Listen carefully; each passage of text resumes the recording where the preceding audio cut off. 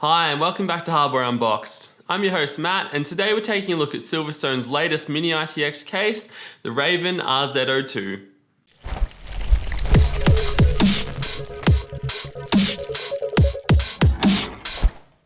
A follow-up to one of the best small form factor gaming cases we've seen, Silverstone's Raven RVZ01, the RVZ02 carries with it high expectations.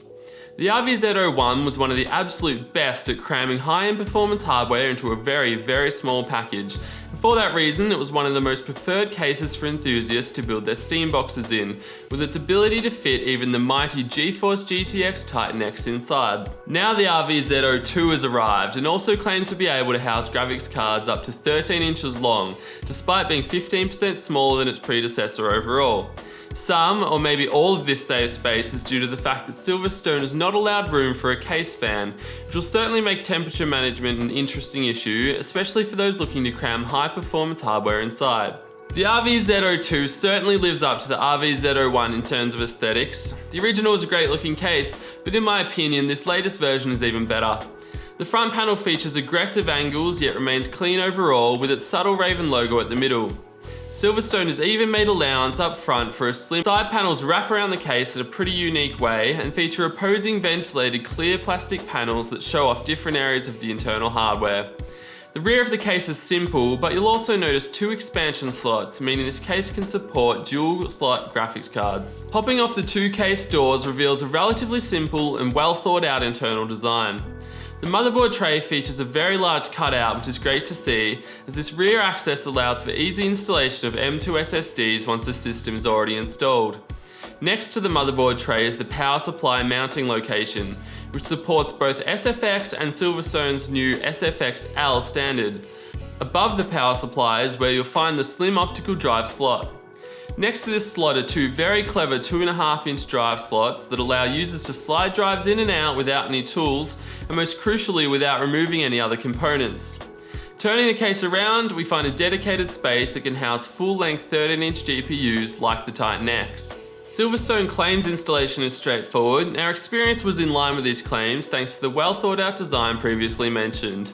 Now let's go take a look at what we installed. Initially, I'd planned to install my ASRock X99E ITX AC motherboard in the RVZ02, but with limited room for CPU cooling, the 5960X isn't really an option like it was in the Silverstone SG13 for example. Still, a $1,000 processor might be a little unrealistic anyway, so I went with the Core i7 6700K on the new ASRock Fatality Z170 Gaming ITX AC, which seems to be a popular choice for new high-end Mini-ITX builds. Keeping the 6700K cool is the elegant little Xigmatech Janus low-profile cooler, which features a 120mm PWM fan that spins it up to 1200 RPM, coupled with a smaller 80mm fan underneath that can spin as fast as 2000 RPM.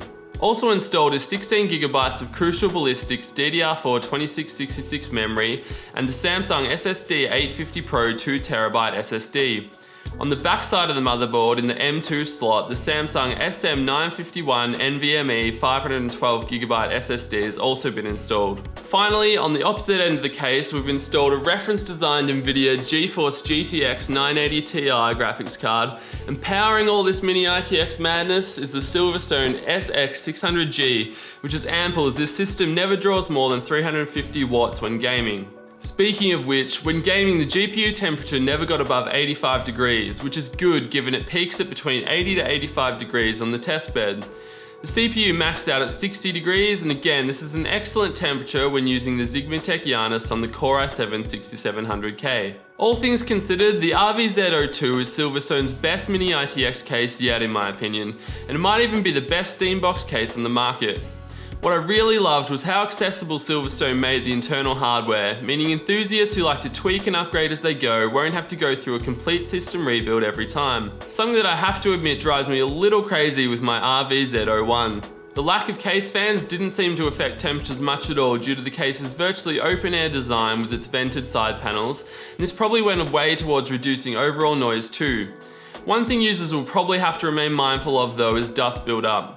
While this open air design is great for cooling, it'll be prone to internal dust buildup, and you'll probably want to get some compressed air in there regularly to clear things out. At just $80, it's great value, and that price makes it very hard to fault Silverstone on anything with this case. If I was building a new Steam box or portable LAN system, this case would probably top my list, and I'd have no troubles recommending it to anyone looking to do so.